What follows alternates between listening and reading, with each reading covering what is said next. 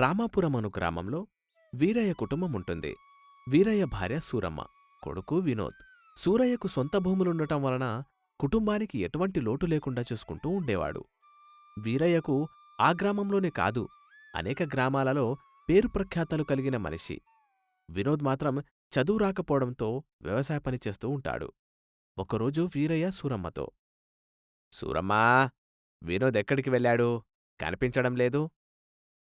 ఆ అబ్బాయి పొలానికి వెళ్ళాడండి. సూరమ్మా, వినోద్కి పొలం పనుంచాల్సిన అవసరమేంటి చెప్పు? చక్కగా కష్టపడి చదువుకుంటే ఏదో ఒక ఉద్యోగం చేసుకునేవాడుగా. ఇప్పుడు చూడు, పొలాల చుట్టూ తిరుగుతున్నాడు.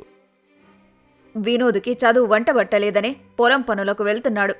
మీరు మళ్ళీ పదే పదే అదే మాటంటే వాడు బాధపడతాడండి. ఇలా ఒక్కగానొక్క కొడుకానే వాణ్ణి వెనకోసుకొచ్చి ఇలా తయారుచేశావు. అసలు నిన్ననాలి. ఇది మరీ బాగుందండి. ఉరుమురుమి మంగళం మీద పడ్డట్టు మీరు నా మీద పడతారే? పొలానికి వెళ్ళాడుగా, వచ్చాక వాణ్ణి అడగండి. ఏమని అడగను? ఎంతకని తిట్టాను? గ్రామంలో ప్రతి ఒక్కరూ ఇంగ్లీష్ మాట్లాడుతూ ఉద్యోగాలు చేస్తూ తల్లిదండ్రులను ఎంత సంతోషంగా చూసుకుంటున్నారు. అంతా నా తలరాత అంటూ బాధపడుతూ గదిలోకి వెళ్తాడు. అంతలో పొలం దగ్గర్నుంచి వినోద్ వచ్చి తన తండ్రి బాధగా ఇంట్లోకి వెళ్లడం చూసి వినోద్ సూరమ్మతో, ఏమైందమ్మా, నాన్న బాధతో వెళ్తున్నారు? ఏం చేయమంటావురా? నిన్ను గన్నందుకు మాకీ బాధలు తప్పవుగా. ఇప్పుడు నేనేం చేశానమ్మా? ఏంట్రా చేసేది? నువ్వు చదువుకోకపోవడం వల్ల మీ నాన్న గ్రామంలో తల ఎత్తుకొని తిరగలేకపోతున్నానని అదే నాకు చెప్పుకుంటూ బాధపడుతున్నాడు. అది కూడా నిజమే గదా. ఒక్కగానొక్క కొడుకువి, చదువుకోకపోతే ఇంత డబ్బు ఇంత పలుకుబడి ఉండి దేనికి చెప్పు? అమ్మా, అమ్మని మాట్లాడుతున్నాన్రా. అమ్మని కాబట్టే కడుపులో కష్టాన్ని కళ్లల్లో చూపిస్తున్నాను అంటూ వెళ్తుంది.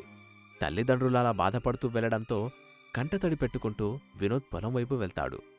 వెళ్ళి పొలం గట్టుపై కూర్చొని బాధపడుతూ ఉండగా వినోద్ స్నేహితుడు రాజేష్ వస్తాడు. వచ్చి, ఏమైంది మామా, ఇక్కడ కూర్చున్నావు? మళ్ళీ ఇంట్లో వాళ్ళు చదువు లేదని నిన్ను తింటారా? ఇక్కడ కూర్చున్నానంటే దానర్థం అదేగా. నీ మొహం చూస్తేనే అర్థమైంది ఇంట్లో ఏదో జరిగిందని. అయినా వాళ్ళకి ఉంటుందిగా మావా, నా కొడుకు చదువుకొని మంచి ప్రయోజకుడైతే చూసి సంతోషించాలని. ఉంటుందిరా, కాని నాకు చదువు అవ్వలేదే, నేనేం చేయాలి చెప్పు? అంతా నా కర్మలే. ఒరే వినోద్, నువ్వేమనుకోనంటే ఇప్పుడు చదువుకోవచ్చు కదరా. ఏం మాట్లాడుతున్నావురా? ఈ వయసుకి చొక్కాలాగా వేసుకుని బడికి పొమ్మంటావా? పోరా పో, ఇచ్చావులే గొప్ప సలహా. నీ మొహంరా, ఇలా ప్రతిదానికి మనమేమోలే ఎందుకులే అంటూ ఉంటాం, కాబట్టి ఏం సాధించలేకపోతాం అని స్నేహితులిద్దరూ మాట్లాడుతూ ఉండగా అంతలో అక్కడికి కారు చాగుతుంది. ఆగి అందులో నుంచి డ్రైవర్ దిగి, బాబూ, రామాపురంకి ఎలా వెళ్ళాలి? కొంచెం ముందుకెళ్తే పక్క సందొస్తుంది, అలానే వెళ్తే నీళ్లకులాయి వస్తుంది. కొంచెం ముందుకు వెళ్తే అదే రామాపురం. థ్యాంక్యూ అండి అని వెళ్తాడు.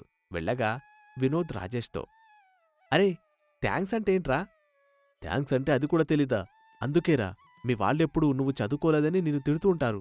నేను చూడు, మన 2 గ్రామాల్లో మొదట ఎంబీఏ చదివిన గ్రాడ్యుయేట్ని అని అనగా వినోద్, ఒరే, థ్యాంక్స్ అంటే ఏంటి అని అడిగిన పాపానికి నిన్ను నువ్వు బాగానే పొగుడుకున్నావు, కానీ అసలు థ్యాంక్స్ అంటే ఏంటో చెప్పరా? ఓ, థ్యాంక్స్ అంటే నీకు తెలీదు కదా? తెలీదు కాబట్టే నేను అడిగింది.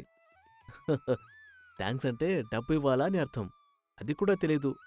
ఏంటో ఎలా బ్రతుకుతావో ఏంటో. నీ అంత చదువు నేను చదవలేదు కదరా, అందుకే నాకు తెలీదు. సరే సర్లే గాని పద, ఇంటికెళ్దాం. అసలే రాత్రి సమయం కావస్తోంది, నాకసలే భయం. వెళ్దాం పద అంటూ ఎవరింటికి వాళ్ళు వెళ్తారు.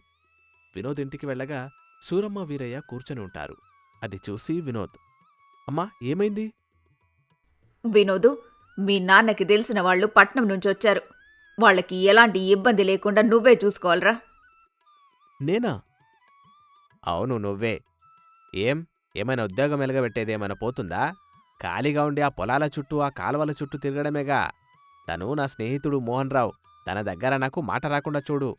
అలాగే నాన్న అని పట్నం నుంచి వచ్చిన మోహన్ రావు ఇంటికి వెళ్తాడు. వెళ్ళి మోహన్ రావుని కలిసి, ఏవండి, వీరయ్య గారు పంపించారు మీకు సహాయంగా ఉండమని. నువ్వతనికేమవుతావు? వాళ్ళ అబ్బాయినండి, నా పేరు వినోద్. నువ్వేంటయ్యా అంత పేరున్న వీరయ్య కడుపులో పుట్టి ఇలా పల్లెటూరు వాళ్ళ ఉన్నావు? ఏం చదువుకోలేదా? లేదండి, చిన్నప్పటినుంచి చదువు మానేసి పొలం పనులు చేశానండి. అని అంటూ ఉండగా ఇంట్లో నుంచి మోహన్ రావు కూతురు మీనా బయటకొచ్చి, నాన్న, ఇక్కడి పల్లెటూరు అందాలు చూడాలని చాలా ఉంది. నేను బయటికి వెళ్ళి చూసిరానా? ఇప్పుడెందుకమ్మా, మరోసారి వెళ్దూలే.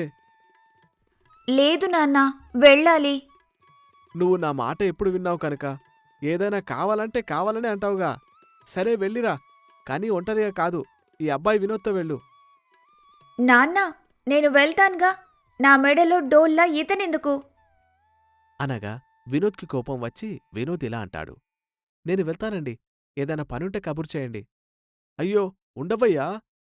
మీనా, ఈ అబ్బాయిని తీసుకెళ్తేనే నువ్వు బయటికెళ్లేది, లేకపోతే ఇంట్లోనే ఉండు. తలకి చుట్టుకున్న పాము కరవక తప్పుతుందా? సరే పద. అంటూ మీనా వినోద్ కలిసి బయటికి వెళ్తారు. వెళ్ళి పల్లెటూరు ప్రకృతిని చూస్తూ ఉండగా మీనా వినోద్తో, వినోద్, నువ్వేం చేస్తుంటావు? మాకు వ్యవసాయం ఉందండి, పొలం పనులు చేస్తూ ఉంటాను. ఈ వయసులో పొలం పనులు చేయడమేంటండి? చదువుకోలేదా మీరు? మనకి చదువు అబ్బలేదండి. ఇలా అండి కాకుండా మీనా అని పిలవండి. అలాగే మీనా, మీరేం చేస్తుంటారు? స్టడీస్ అయిపోయాయి, ఫారెన్కి వెళ్దామని అనుకుంటున్నాను. అవును, మీరిప్పుడు కూడా చదువుకోవచ్చుగా? ఇప్పుడా? ఇప్పుడు చదివితే అందరూ నవ్వుతారండి. ఇప్పటికే చదువు లేదని అందరూ నవ్వుతున్నారు. ఎందుకు నవ్వుతారు? నీలా చదువుకొని వారికి ప్రభుత్వం ఓపెన్ 10th, ఓపెన్ ఇంటర్ అన్ని సదుపాయాలు కల్పిస్తుంది. ఇంక మన చదువుకు తగ్గ ఉద్యోగాలు కూడా వాళ్లే ఇస్తారు. ఒక పని చేయనా, నేను ఓపెన్ క్లాస్కి అప్లై చేస్తాను. అవి పాస్ అయ్యాక వీఆర్ఓ కానీ వీఆర్ఏ కానీ ఉద్యోగాలకు అప్లై చేస్తే అందులో క్వాలిఫై అయ్యావంటే నీకు ఉద్యోగం వస్తుంది. అవునా? కాని నాకు ఈ వయసులో ఎవరు చదువు చెప్తారు? ఎవరేంటి, నేనున్నాను కదా. మేము ఇక్కడే 2 ఏళ్ల వరకు ఉంటాం. నేను నీకు సహాయం చేస్తాను. నిన్ను ఎవరైతే తక్కువ చేసి చూశారో వాళ్ళకి నువ్వు గుణపాఠం చెప్పాలి. నిజమా అండి?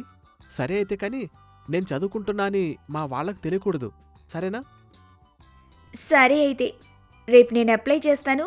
బుక్స్ నా దగ్గర ఉన్నాయి, అవి ఇస్తాను. ఎలాగో రోజు మా ఇంటికి వస్తావుగా, అక్కడ చెప్తాను, సరేనా? ఓ, మాటల్లో పడి చాలా దూరం వచ్చాము. పదండి, ఇంటికి వెళ్దామిక. అని అనగా ఇద్దరూ కలిసి ఎవరింటికి వారు వెళ్తారు. మరుసటి రోజు నుంచి వినోద్ మీనా వాళ్ళ ఇంటికి వెళ్ళి ఏదైనా పని ఉంటే అది చూసుకొని తర్వాత మీనా 10వ తరగతి బుక్స్ చదివించేది. అలా రోజులు గడుస్తూ ఉండగా 10వ తరగతి పరీక్షలు దగ్గరికి వస్తాయి. అది తెలిసి మీనా, వినోద్, రేపటి నుంచే 10వ తరగతి పరీక్షలు. నువ్వు చదివిన చదువుని నిరూపించుకునే అవకాశం వచ్చింది. నువ్వు బాగా పరీక్షలు రాయాలి. అలాగే మీనా అని ఇంటికి వెళ్తాడు. మరుసటి రోజు పరీక్షకు సిద్ధమవుతూ ఉండగా వినోద్ని సూరమ్మ చూసి, ఒరే వినోదు, ఎక్కడికి రా, తయారవుతున్నావు? చేతిలో ఆ పెన్నేంటి? అది ఏం లేదమ్మా, కింద పడి ఉంటే తీసుకున్నా. సరే అమ్మా, నాకు కొంచెం బయట పని ఉంది, వెళ్ళొస్తాను. పొలంలో పనుండగా బయట పనేంట్రా? అలా వినోద్ పని ఉందని వెళ్ళొస్తానని చెప్పాగా పనుందని వెళ్ళొస్తాను అని వెళ్తాడు. వెళ్ళి పరీక్ష గది ముందు నిల్చొని ఉండగా అటుగా వస్తున్న వీరయ్య చూసి, వీడేంటిక్కడున్నాడు?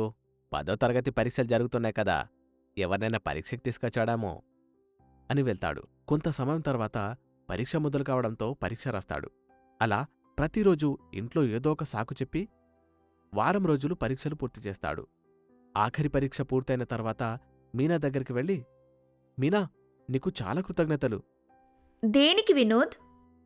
దగ్గరుండి చదువు చెప్పి పరీక్షలు రాపించావుగా, అందుకు. ఓ, అవునా. నువ్వు పరీక్షలో పాసై నేను చెప్పిన వీఆర్ఓ పరీక్షలో కూడా ఎంపికైతే నేను నీకొక విషయం చెబుతాను వినోద్. అవునా? ఆ విషయమేంటో ఇప్పుడే చెప్పొచ్చుగా. ఏమని చెప్పనురా మొద్దు, నేను నిన్ను ప్రేమిస్తున్నాను. అని అనుకుంటూ ఉండగా, ఏంటి సమాధానం చెప్పకుండా ఏదో ఆలోచిస్తున్నావు? ఏం లేదులే కాని, ఇదిగో ఈ బుక్ తీసుకో అని తన బ్యాగ్లో నుంచి తీసేస్తుంది. ఇదేంటి? ఇది వీఆర్ఓ పరీక్షకు చదివే పుస్తకం.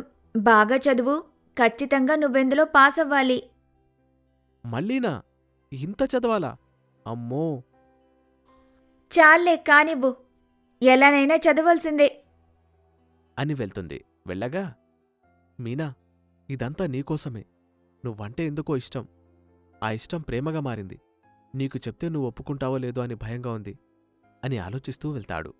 ఇలా కొన్ని రోజులు గడుస్తూ ఉండగా వీరయ్య సూరమ్మతో, ఏంటి సూరమ్మా, నీ కొడుకు ఈ మధ్య కొత్త కొత్తగా ప్రవర్తిస్తున్నాడు. ఏంటి విషయం? పొలానికి కూడా వెళ్ళడం లేదంట. ఏమోలేగాని ఎప్పుడు ఎందుకండి మనబ్బాయి విషయంలో తప్పుగా ఆలోచిస్తారు? మనబ్బాయి చాలా మంచివాడండి. సర్లే, పొలానికి వెళ్ళాలి అని వెళ్తాడు. ఆ రోజు వినోద్ రాసిన పరీక్ష ఫలితాలు వస్తాయి.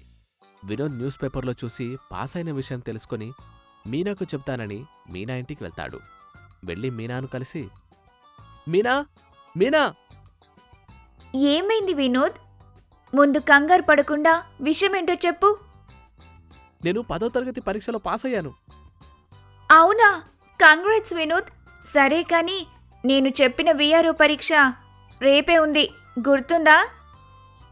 అవునా? 10వ తరగతి పరీక్షలు ఎలాగో రాశాను, కానీ ఇదంటే భయంగా ఉంది. ప్రతిదానికి అలా భయం భయమని అనుకుంటూ కూర్చుంటే ఏమీ సాధించలే వినోద్. కష్టపడి పోరాడి సాధించాలి, సరేనా? నీ మీద నాకు చాలా నమ్మకముంది. అది వమ్ము చెయ్యొద్దు. చెయ్యను, నీ నమ్మకాన్ని నేను నిలబడతాను అని ఇంటికి వెళ్తాడు. ప్రతిరోజు కష్టపడి చదువుతూ ఉంటాడు. ఇలా రోజులు గడుస్తూ ఉండగా విఆర్ఓ పరీక్ష రాస్తాడు. దానిలో మొదటి స్థాయిలో ఫలితాన్ని సాధిస్తాడు. ఇంట్లో వాళ్లకు తెలియకుండా విధులు నిర్వర్తిస్తూ ఉంటాడు. అది తెలిసి మీనా వినోద్ దగ్గరికి వచ్చి, నువ్వనుకున్నది సాధించావు వినోద్. నేను ఎన్నో రోజుల్నుంచి నీకొక విషయం చెప్పాలనుకుంటున్నాను. అది నేను నిన్ను ప్రేమిస్తున్నాను వినోద్. నువ్వంటే కూడా నాకు చాలా ఇష్టం మీనా, కాని ఎక్కడ నీకు చెప్తే నన్ను చీదరించుకుంటావేమో అని అలా మనసులోనే పెట్టుకున్నా. ఇప్పుడైతే ఉద్యోగం వచ్చిందిగా, మంచి రోజు చూసి మన పెద్దల్ని ఒప్పించి పెళ్లి చేసుకుందాం అని మీనా వినోద్ మాట్లాడుకుంటూ ఉండగా అది వీరయ్య చూస్తూ వెళ్తాడు. అది గమనించిన వినోద్, మీనా, మా నాన్న చూశాడు, నువ్వింటికి వెళ్ళు, రేపు మాట్లాడుకుందాం అని అనగా ఇరువురూ ఇంటికి వెళ్తారు.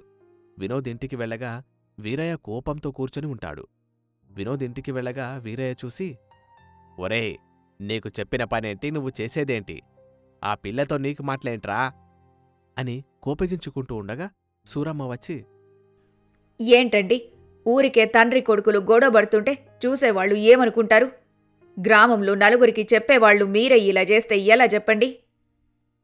అయినా నువ్వేంట్రా, కన్న తండ్రి చెప్పిన మాట వినవా అని అంటూ ఉండగా ఆ గ్రామ జమీందారు వస్తాడు. వచ్చి వీరయ్యను పట్టించుకోకుండా వినోద్కి నమస్కారమండి అని పలకరిస్తాడు. జమీందార్ గారు నాక్కాకుండా నా కొడుక్కి నమస్కారం పెడుతున్నాడు, ఒకవేళ బయట ఎక్కడైనా పరిచయం ఉందేమో అని అనుకుంటూ ఉండగా జమీందార్, వినోద్ గారు, నా పొలం కొంచెం చిక్కులో ఉంది, కాస్త మీరే ఎలా అయినా దాన్ని నాకు వచ్చేలా చూడాలి. పొలం కాగితాలు ఎవరి పేరు మీదున్నాయి? నా పేరు మీదనూ ఉన్నాయండి. న్యాయం మీ పక్కే ఉంది కాబట్టి మీకే వస్తుంది, మీరు నిక్షేపంగా వెళ్ళండి అని అనగా అంతలో వీరయ్య, జమీందార్ గారు, ఇక్కడేం జరుగుతుందో తెలుసుకోవచ్చా? ఏం తెలుసుకోవాలా? నా పొలం అన్నదమ్ముల గొడవలో పడి ఉందని వీఆర్ఓ దగ్గరికి వచ్చాను, దాని గురించే మాట్లాడుతున్నాను. ఇక్కడ వీఆర్ఓ ఎక్కడున్నాడండి? ఏం తమాషాలు చేస్తున్నావా? నీ కొడుకేగా వీఆర్ఓ. మీరేమంటున్నారండి? నా కొడుకు విఆర్ఓనా? అవునమ్మా, నేనే అని అనగా జమీందార్ గారు వెళ్తారు. వీరయ్య సూరమ్మ ఆశ్చర్యపోయి చూస్తూ ఉంటారు. అవునమ్మా, నేనే వీఆర్ఓని. నువ్వేం చదువుకున్నావని వీఆర్ఓ అయ్యావు? చదువుకున్నా కాబట్టి వీఆర్ఓ అయ్యాను. మీరు నమ్మరు కదా, ఎలా నమ్ముతారులే, ఎప్పుడైనా నన్ను మనిషిలా చూస్తే కదా.